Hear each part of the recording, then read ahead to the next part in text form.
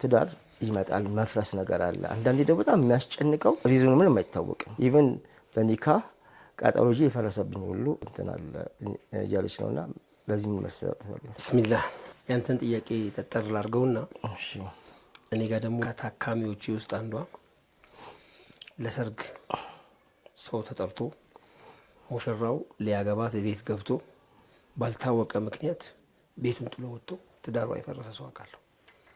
የሰርግ ዕለት ማለት ነው። የሰርግ ዕለት እሺ ምክንያት በጣም በሚገርም ሁኔታ የሷ ሙሽራው መጥቷል ገብቷል በምክንያት ነው ወጥቶ አይታወቅም። የታናሽ እህቷ ደግሞ በሰርግ ቀን ሙሽሮቹ ቀሩ። እዚህ ምክንያቱ ምንድነው? አንድ ትልቁ የዛር ችግር ነው። ታላቅም ታናሽም ከሆነ ፋሚሊ ውስጥ የተመለከ ጅን ነበረ። ያ አምልኮ አሁን ልጆቹ እንዳያገቡ ያግዳል።